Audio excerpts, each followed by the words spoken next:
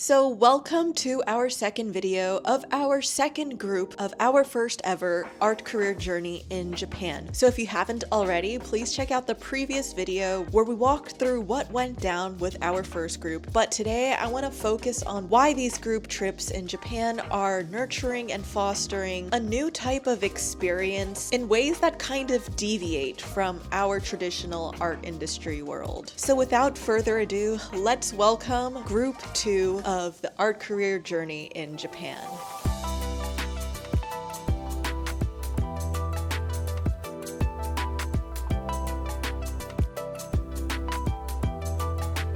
So similar to the previous trip, we also traveled to Osaka, Kyoto, and Nara on this trip. The trip started back in Osaka, where me and my boyfriend prepared the welcome gifts for our travelers, and the reasons why I like to include a sketchbook and two of my favorite pens is because when you use pen, you're forced to not overthink your decisions as much with pencil. You make the move and you either made that mistake or you are happy with your line and you move on, and that's why for these art career journeys, I like to just keep it a little bit simple like that. But everyone, of course, is welcome to bring their own mediums and do whatever they like. So after we do our usual meet and greets, we head off to the izakaya. Everyone got to mix and mingle with different artists and travelers because this group this time was a little bit more international. After our group dinner, we huddled back together to just talk about what it's like being from each other's respective countries. And it was also a nice way to kind of just settle down from the chaos of arriving in Japan. The next day, we immediately hit it off at Kuromon Market, which was where I once again hosted the Art Goals workshop, where we all kind of observed different parts of the market and tried to capture the setting as quickly as possible, because as an artist, I think we could all benefit from the exercise of staying a little bit more detached from our art and accepting our mistakes if we make them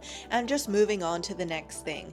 And that goes back to why I highly emphasize artists who want to build some confidence to just stick to a sketchbook and a pen. After that, we went to a restaurant in Shinsekai that offered a variety of different foods, and we did another sketching session to observe the carnival-esque attributes of the city. And the thing about travel that makes it so different from being at an art school or working at your studio job is that you can never understand the essence of being somewhere unless if you are there or have been there. That's also why when I tell artists to just lay down that line, you're not there to capture accuracy, you're just there to capture the essence, the vibe. If you're really there to paint something that looks exactly the way that you see it, just take a photo and observe it back at home. But for now, you're just taking note of how things feel to you as an artist, and that's how your voice comes to play. It's also really funny because as people were drawing, a lot of other people in the area would just come around and just look over the other artists' drawing. Then afterwards, we were able to go to Dotonburi and checked out this temple called Hozenji Yokocho, where people were able to learn a little bit more about Japanese Buddhism. And we pretty much spent the rest of the day doing our own thing and also grabbed some dinner together. Starting on day 2, this time we started off with the Osaka River cruise, where some people were able to just sketch on the boat, and then we explored Osaka Castle afterwards, which offered a lot of historical information and inspiration for anyone who is more interested in that side of Japan. After lunch, I hosted the Art Careers workshop at this cafe that was so kindly willing to let us use that space. And basically, I break up the large group into smaller groups of artists based on their industries, and each group would discuss what are the things they've been doing to get closer to their art goals, what things they're struggling with, and how other people can help them out, including me going around and giving people my input for what my experience was like when I was either in or am in their industry. The thing that makes this so different from going to places like an art school or just a regular mixer event for work is when you're in art school, everybody is pretty much at the same level. You're all trying to break into an industry, and your main exposure to professionals are through your teachers and guest speakers. And then when you're at a studio job, at mixer events, most of the time you're meeting other artists that are usually within your same industry. The best time that you can really ever meet other artists in other industries are at things like conventions or specific events that cater towards that. But that's what made this art career retreat so special, is that we had artists from a range of different levels, backgrounds, and levels of support they can offer each other. We've had some people who were veterans in the social media space of art. Others are super experienced in the publishing and graphic novel industry, and others run successful small businesses. So this is the most mixed bag of jelly beans of artists you can probably have, which makes trips like these all the more even special. After the career workshop, we had dinner together, and then the next day we prepared for our transfer to Kyoto. So this time we were a little bit more hands-on with the tea ceremony, which honestly is an art in itself, I believe. The thing that's so great about being in a country as culturally rich as Japan is that you can really learn from a lot of different art forms beyond just visual art forms. It was also really bittersweet because once again, we were reminded that ichigo ichie, which means one chance, one meeting. And you know, for group 2, this was the first and last time probably every single one of us will be in the same room until we all plan for like a 5-year reunion or something in the future. So after the tea ceremony, we all grabbed lunch at Kyoto Station and headed over to Fushimi Inari Shrine, where we once again, well, at least for me, did the hike of over 12,000 steps. And it was really funny because a lot of people were trying to just stop and draw on this leg of the trip, but I was telling everyone, like, do not expect to draw this day. But it's true, when you're traveling as an artist, I think we have this pressure to always capture what we see in front of us. And if you're not capturing from real life, then you're really not a true artist at all. And these are some things that maybe some art teachers or traditional artists may have instilled in artists. But here's the thing, is that a lot of true art really does not have many rules to it. And when you are specifically on an art retreat where you're traveling,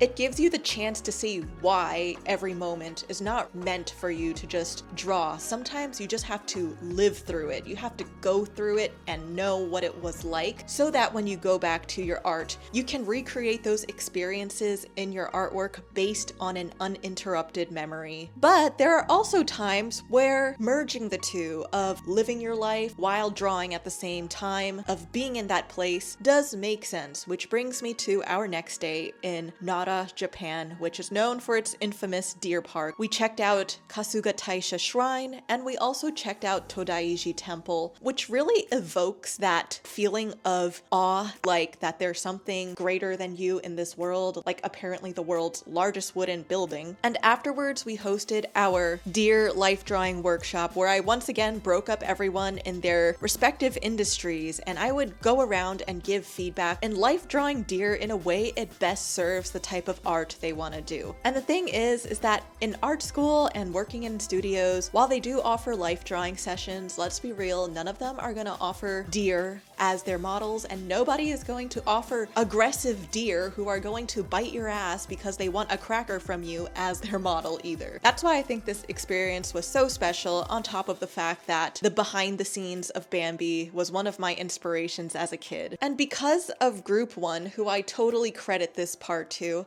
we continued the tradition of karaoke, this time at a different location that offered a stage in the room, and everyone had a blast singing and dancing their hearts away. We had so much fun that the last day was a little bit of a struggle to get through, since that night ended really late, and we had to start the next day with our Money Making for Artists workshop, which I was super grateful that our guide Eric was able to help us find a room this time with a whiteboard that allowed me to at least organize the thoughts in our discussion. So we basically, once again, categorized it based off of industry so that people are aware of what types of things apply to what types of artists. And for any artist who wants to consider transitioning to a different art industry, hey, the option and now information is there. So we would go around the room and everyone would kind of talk about their personal experiences of what worked for them with making money as an artist, what didn't, what have they seen and observed from others. So it was kind of like a spitballing section of sharing different ideas and documenting it so everybody can learn from each other. Afterwards, we had what was probably my favorite workshop, is the story and comic artist workshop, where everyone draws a comic or some sort of art in 10 minutes or less that highlights one of their most story-worthy moments of the trip. And it's optional for those who want to go home and polish it and have me review it even after the trip is over. I would give some tips on people's pitching styles and ways to further push story ideas in their comics, because at the end of the day, art schools and working in studio jobs won't really ever tell you how to create a more engaging presentation or pitch for your art. It's something that I would say is a soft skill that most people have to learn through those experiences. So after the workshops, we had another relaxing soba lunch. I made everyone sign the surprise card for our tour guide Eric, and then we had our lovely hot pot dinner, which honestly I was super glad to have experienced a second time. And the cutest thing that happened afterwards was some of the artists wanted to do a little show and tell in one of the rooms, and I'm not really sure if we violated any fire hazard regulations, but we tried to squeeze at least like half of the group into two of the travelers' rooms where people screened their short films, their animations, or projects that they worked on.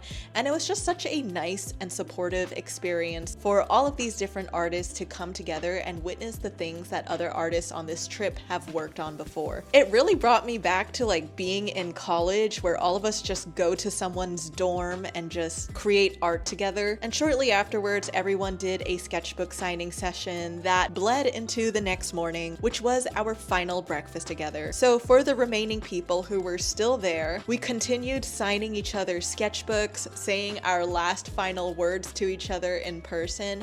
And then these bishes, yes, I will say bishes for once, slowly started approaching me with something behind their back, which turned out to be two beautiful thank you cards to me with everyone's signatures, messages, and a really cute and adorable lineup of everyone's characters that honestly, like, I'm not really officially a teacher on this trip, but I felt like a teacher with a graduating class that, touched my heart and everything. I was super grateful to have this cute, gigantic card to bring back. And of course, as I predicted, everyone was starting to get the hit in the feels to know that the trip is finally over and we're all separating now and going back to either our home countries and cities, or some of us just stayed in Japan to hang out some more. For me though, this was also my last day in Japan, because I've been in Japan for almost a month at this point, and I love Japan, so don't get me wrong, but at the same time, I was like, I need to see my cats. And it was really painful for me to look at my security cameras back at home